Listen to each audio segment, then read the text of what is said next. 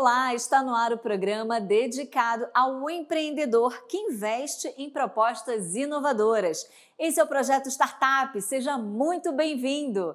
Quem bate esse papo comigo hoje é o Luiz Fernando Gomes, diretor de novos negócios pelo grupo Ser Educacional e idealizador e responsável pela Overdrives, a aceleradora de startups com base em Recife. Enxergar uma oportunidade na crise foi o que um grupo de amigos fez quando a pandemia parou o mundo. Juntos, eles perceberam que tudo iria mudar, os hábitos de consumo, as relações e as compras pela internet. E criaram a Trela, uma plataforma de comércio social que conecta grupos de pessoas a fornecedores, sem intermediários, e oferece produtos até 60% mais baratos que o mercado varejista tradicional. Uma ideia inovadora que a gente confere a partir de agora.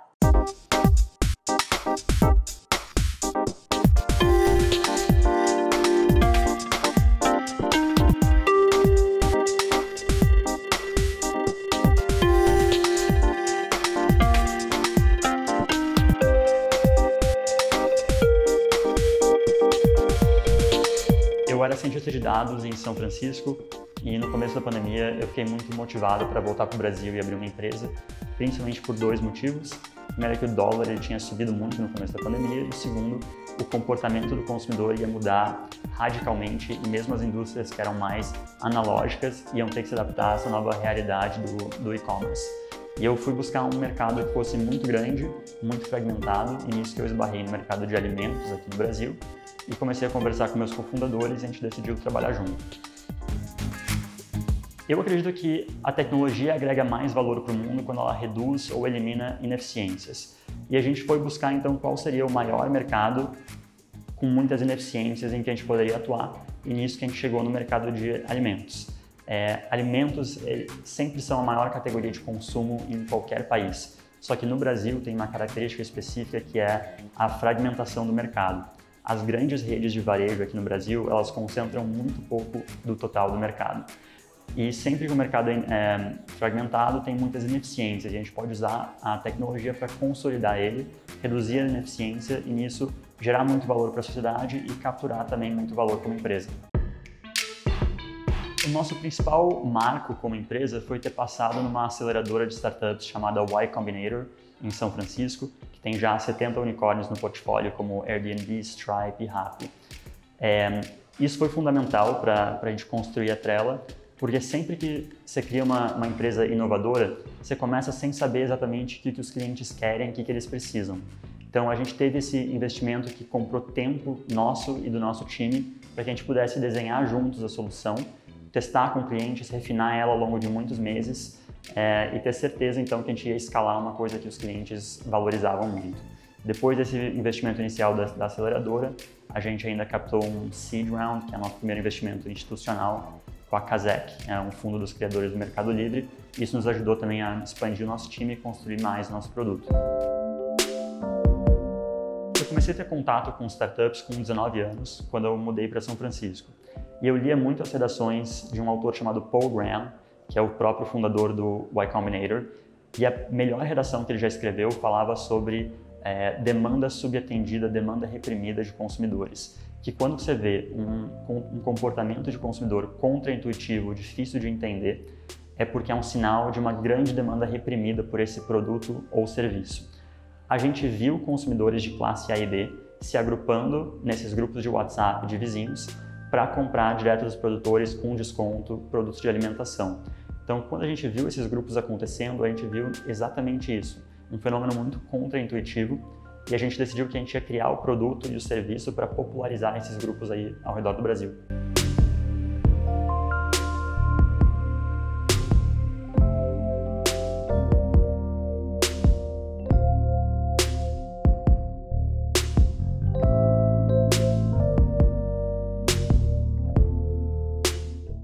Tem dois jeitos de começar a usar a Trela. O primeiro é entrando no nosso site, que é trela.com.br, e solicitando para criar um grupo de compras com seus vizinhos.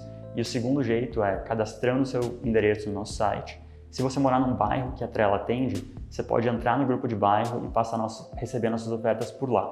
A partir do momento que você já está num grupo, você vê de 5 a 15 ofertas semanais da Trela e cada oferta tem um mínimo de compras. Então, se você e os seus vizinhos juntos compram acima desse mínimo, o fornecedor faz a entrega, caso contrário, a Trela estorna todos os pedidos.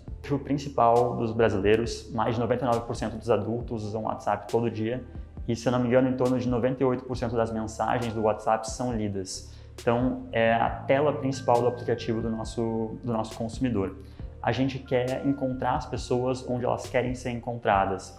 E como a Trela tem todo um caráter social das compras, em que as pessoas podem falar sobre os produtos, falar sobre receitas, perguntar sobre o fornecedor, o WhatsApp faz muito sentido nesse contexto. Então, a gente quis se apoiar nessa tecnologia em vez de criar uma totalmente nova.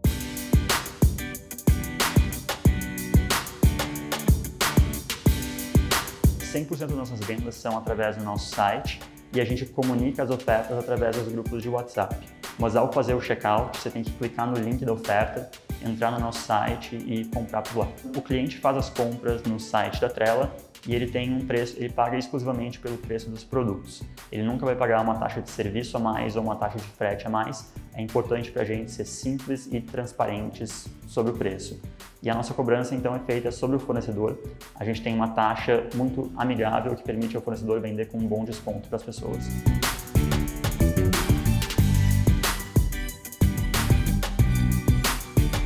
O primeiro desafio da Trela e de qualquer startup é encontrar o que a gente chama de Product Market Fit.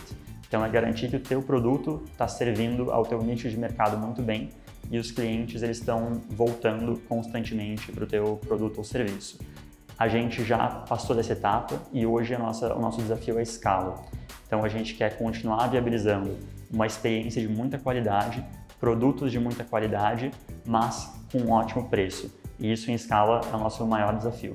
A parte mais importante da Trela é ter os melhores produtos e os melhores preços.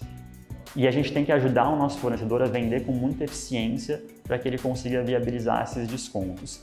Como a gente entrega para o nosso fornecedor uma demanda incremental grande em função das compras em grupo, uma otimização logística muito grande em função dos grupos terem de vizinhos que moram muito próximos uns dos outros, e nós termos uma taxa de serviço muito menor que a dos outros marketplaces, a gente tem visto muita demanda de fornecedores para vender na Trela. Então, eles estão chegando até nós e muitos clientes estão recomendando que os seus fornecedores preferidos vendam com a gente. Os clientes adoram comprar com a Trela aqueles produtos em que o mercado tem uma margem muito alta. Então, as categorias principais são peixaria, hortifruti, orgânico e não orgânico, carnes especiais, geralmente para churrasco, produtos congelados, massas e molhos frescos, oleaginosas. Geralmente, nessas categorias, o mercado tem uma margem muito grande e como a Trela tem uma taxa menor, a gente consegue viabilizar eles com um preço muito bom para as pessoas. A Trela tem o que a gente chama de lucro bruto. Então, em cada transação, a Trela está rentabilizando, ganhando um pouco de dinheiro. A empresa como um todo ainda não é lucrativa, que é bem comum para uma startup, porque a gente ainda está investindo muito na construção do nosso produto, do nosso time, da infraestrutura para entregar uma boa experiência de qualidade para as pessoas e investindo muito no crescimento.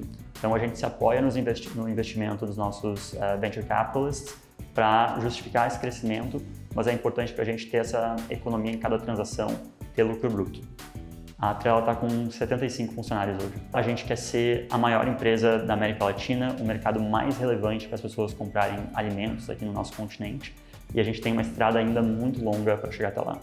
Então, o nosso plano imediato é continuar expandindo a Trela dentro da Grande São Paulo e Grande Belo Horizonte, que são os mercados onde a gente já atua. A gente quer oferecer um serviço de logística para viabilizar que mais fornecedores vendam com a Trela também. E a partir daí a gente quer expandir para o Brasil inteiro e outros mercados-chave na América Latina.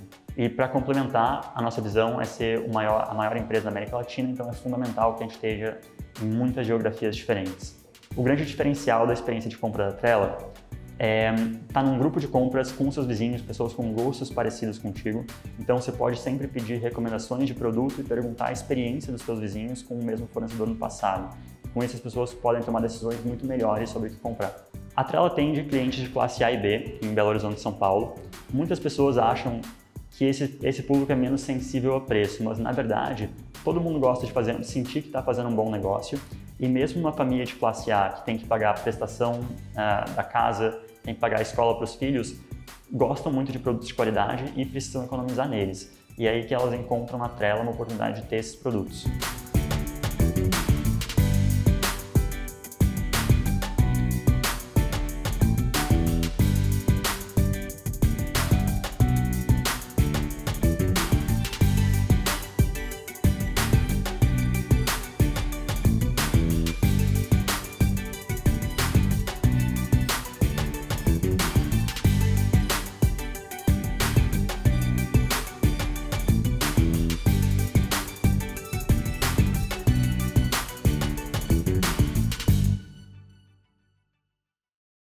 Esse é um belo exemplo de empreendedores que aproveitam as oportunidades.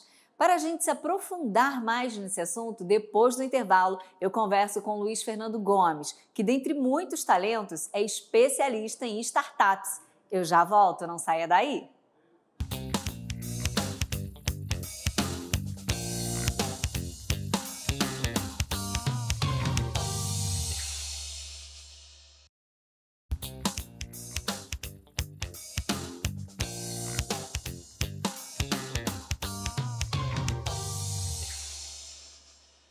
Estamos de volta com o Projeto Startup e hoje recebemos Luiz Fernando Gomes. Ele que é diretor de novos negócios pelo grupo Ser Educacional, idealizador e responsável pela Overdrives, aceleradora de startups com base em Recife. Matemático pela UFPE, fundou a startup Lotbox, onde criou um sistema para a gestão de containers no transporte marítimo. Período que teve experiências empreendedoras no Brasil, Chile, Estados Unidos e Holanda. Hoje, ele se coloca como pesquisador não acadêmico em prol de entender mais sobre os aspectos para desenvolvimento consciente de startups, além de estar inserido há 10 anos no ecossistema empreendedor. Luiz Fernando, seja muito bem-vindo ao Projeto Startup. Obrigado pelo convite, Camila. É bom bater esse papo contigo aqui. Luiz, para a gente começar, você tem larga experiência, sobre esse assunto. Eu gostaria de saber, primeiro, o que você achou desses rapazes que a gente acabou de assistir. Cara, cases como o da Trello, eles são muito bacanas para a gente ver o quanto de oportunidade tem no mercado e como cada vez mais soluções tecnológicas podem entrar em cenários que, se a gente for pensar 5, 10 anos atrás, isso poderia não fazer sentido algum, né? Então, isso eu acho bacana. Cada vez mais mercados estão abertos às tecnologias e isso abre, de fato, oportunidades para você criar soluções como essa, atendendo demandas que, quando você escuta de fora, parecem simples, mas enquanto eles estavam falando, eu estava pensando o quão complexo deve ser o produto para garantir esse processo, desde a geração de demanda até, de fato, você viabilizar essa compra otimizada dentro de condomínios. Sim, e Luiz, quais são as bases de uma startup remota? Boa. Bom, hoje e a partir de 2020, fundamentalmente, a gente teve que reaprender muita coisa sobre desenvolvimento de startups, muito no que diz respeito à gestão de equipes, relação societária, o dia a dia empreendedor, né? Então, como vocês podem ver, eu continuo home office, só que agora o home office da gente, pela Overdrives e pelo Ser Educacional na minha equipe, ele se tornou algo estratégico. E quando você olha para uma startup hoje, no contexto remoto, eu vou olhar sobre dois aspectos. Primeiro aspecto, aquelas startups que já estavam no mercado e entraram na pandemia e tiveram que se adaptar ao contexto remoto.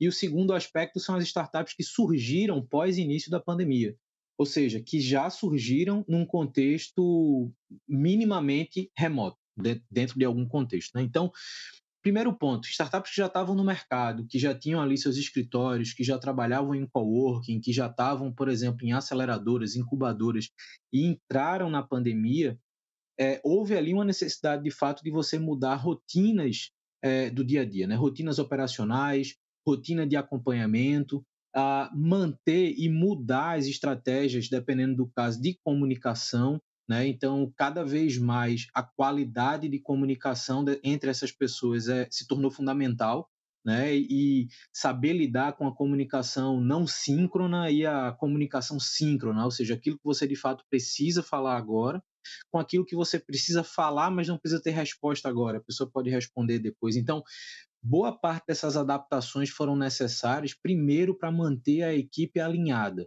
né? Então, a partir do momento que você não tem aquele convívio diário, a gente viu o escritório da Trela, todo mundo trabalhando junto, ou parte da equipe trabalhando junto, e você precisa colocar todo mundo separado, né? Cada um foi para um lugar, isso torna o processo ou o ambiente de alinhamento bem mais complexo. Então, esse é o grande ponto. Trabalhar na comunicação, manter o time alinhado, manter as rotinas voltadas ao desenvolvimento de fato daquilo que precisa ser entregue ao mercado e tentar, como liderança, agora olhando muito para quem está empreendendo ou liderando as equipes, tentar orquestrar essas equipes para que elas não percam nem a sinergia com aquilo que precisa ser feito, nem o ritmo das coisas. O contexto e o conceito de startups não mudou. A ideia de startup é a mesma coisa. Mas o que muda são principalmente essas relações internas. O segundo ponto são as relações externas, relações com o mercado. Então, de fato, agora, quando você tem uma solução como a da Trela, vou ficar nesse exemplo, que você precisa vender para condomínios, em alguns casos você precisa ir fisicamente em alguns condomínios, você precisa apresentar isso para síndicos ou administradores de condomínio para entender aquilo que você está fazendo. E a partir do momento que a pandemia impede você fisicamente fazer isso, você também tem que mudar as estratégias de abordagem de mercado, principalmente esses mercados que demandam interações pessoais ou presenciais maior, né? Então, muda essa estratégia de comunicação, muda a abordagem, muda a primeira interação com o produto. Tudo isso foi sendo adaptado para que, de fato, as pessoas possam ter um time remoto, mas mais do que um time remoto, ter uma relação remota com o mercado. Não é porque a gente vende tecnologia que 100% das vezes a gente vai vender tecnologia remoto, né? Alguns modelos funcionam, outros precisam de alguma interação. Para as startups que nasceram pós início da pandemia, a coisa é um pouquinho mais complexa porque você constrói uma equipe sem nenhum histórico de convívio físico junto, não necessariamente, pelo menos. Então você já parte do princípio que toda a sua relação, principalmente societária, ali, o time fundador, precisa ter um alinhamento absurdamente alto, ou seja, o nível de transparência na relação, o nível de abertura, disponibilidade. A gente sabe que é muito difícil iniciar uma startup e você largar seu emprego, largar tudo que você faz para se dedicar àquele negócio, mas a disponibilidade ao negócio, a disponibilidade à troca, a executar atividades que são importantes, isso de fato são coisas-chave para você que iniciou uma startup pós-início da pandemia, num cenário remoto, para que você possa fazer isso. Perfeito, Luiz. E por onde começa o projeto para se criar uma startup? Boa. Muita gente acredita, e não julgo quem acredita nisso, que para você criar uma startup, e aí eu faço um parênteses enorme aqui, para você criar qualquer negócio, de qualquer natureza, você só precisa ter uma boa ideia. Eu tenho ideia, vou pegar a Trela de novo como exemplo, eu tenho a ideia de fazer os condomínios comprarem coletivamente para receberem de um jeito otimizado, mais barato, etc. Ter essa ideia por si só, ela não diz nada. A gente tem muita ideia. Camila, daqui que você saia do estúdio e vá para casa, qualquer coisa que aconteça com você nesse percurso, você vai ter alguma ideia de dizer assim, pô, podia ser assim, essa coisa podia ser diferente desse jeito. Ideia a gente tem o tempo inteiro, o tempo inteiro.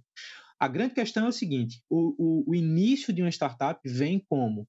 Vem quando você pega as ideias que você tem, sem muito julgamento sobre, meu Deus, que ideia maravilhosa, e você, de fato, se disponibiliza a colocar essa ideia à prova. À prova de quem? A quem sofre com aquilo, a quem passa por aquilo, a quem precisa daquilo.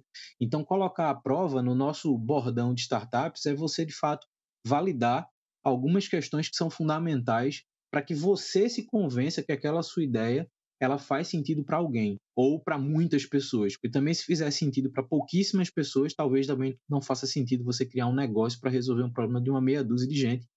E isso não vai financeiramente fazer muito sentido.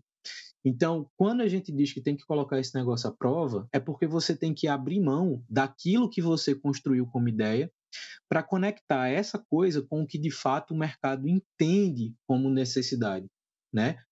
O pessoal da Trela falou muito sobre Product Market Fit, ou seja, você achar conexões, você achar encaixes. Então, uma startup ela surge em busca desse encaixe, encaixar aquilo que a gente enxerga com aquilo que o mercado entende, percebe. A gente fala muito sobre percepção de valor.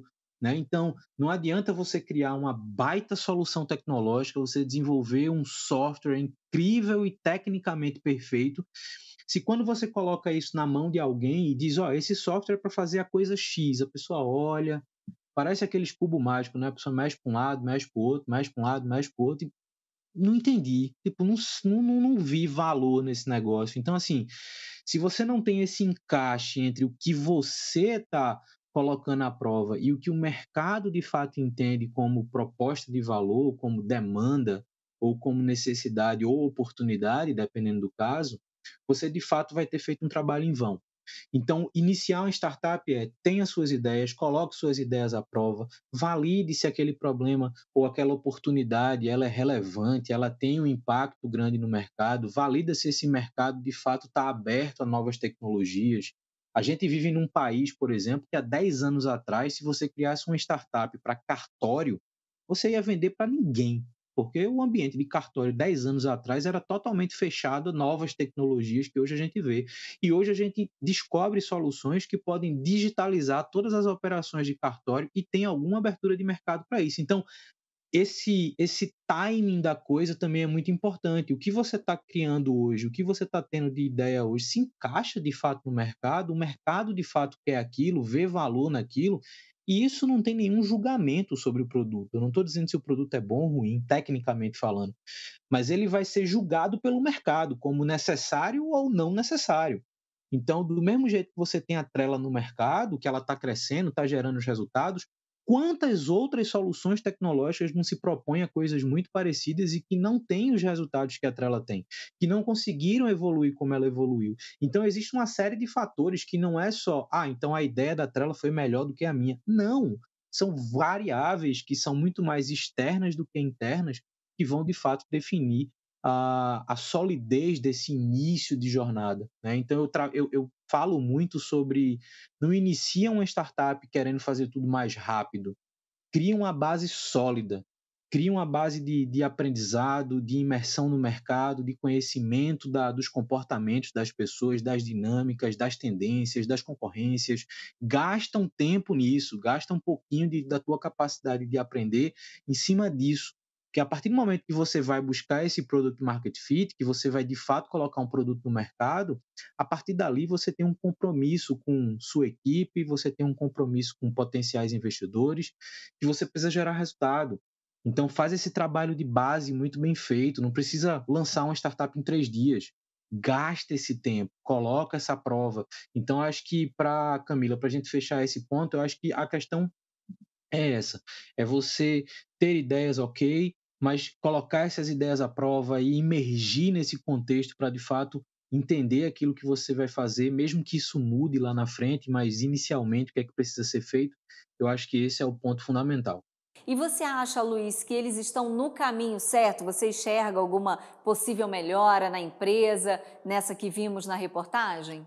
Boa, a gente avalia startup todo dia, né? Então, toda vez que alguma startup começa a falar, a cabeça da gente se divide em duas coisas na hora. A primeira coisa é qual o potencial dessa oportunidade, ou seja, qual o potencial que esse negócio tem no mercado. O outro lado já está pensando em quais são os problemas que isso pode ter.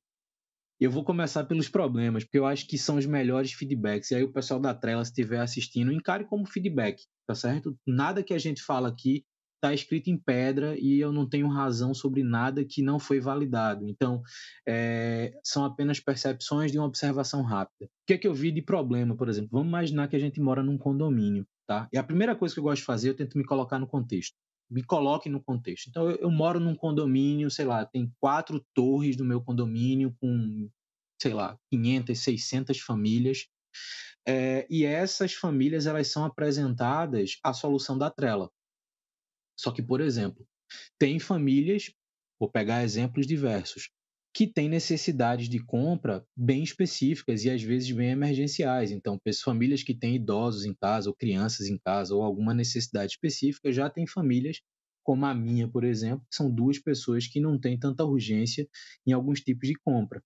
Então, quando você coloca todo mundo no mesmo ambiente para comprar coletivamente, e como ele falou, você pode eventualmente não atingir a meta mínima de entrega, porque a gente sabe que distribuidor ele só vai custear o frete, só vai ter o trabalho de distribuir e entregar quando tem de fato um volume mínimo. A minha startup era de logística, eu passei muito tempo vendo coisas sobre isso.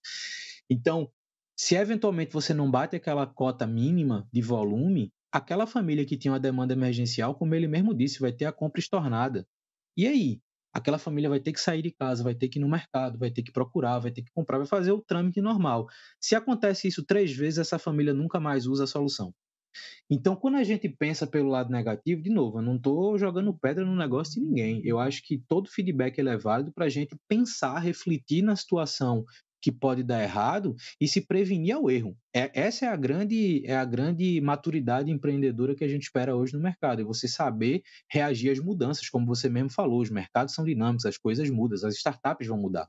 Porém, por outro lado, cada vez mais condomínios têm tido essa integração entre as pessoas, como ele falou, grupos de WhatsApp, etc. Então, quando você entra de fato em condomínios que não são próximos a grandes redes de mercado, exemplos, no país todo tem esses Alphavilles da vida, que geralmente são afastados. Você consegue fazer isso para uma estrutura como Alphaville? Bingo! Você conseguiu resolver um problema logístico para esses lugares que é absurdo. Então, assim, do mesmo jeito que a gente pensa em problema, a gente pensa em oportunidade. Eu acho que essa é a coisa legal de você avaliar a startup. Não existe nenhum negócio perfeito, mas existe muita oportunidade. Tanto é que a gente trabalha se conectando e investindo nesse tipo de negócio. Tá certo, Luiz Fernando. Muito obrigada por sua participação, por compartilhar seus conhecimentos aqui com a gente, viu? Muito obrigada. Obrigado, eu que agradeço o convite e o papo. E chegamos ao fim de mais um projeto startup com muito conteúdo de serviço para ajudar você, empreendedor, a dar aí os seus primeiros passos para fazer a sua ideia crescer e prosperar. Eu espero você no próximo Projeto Startup, hein? Até lá!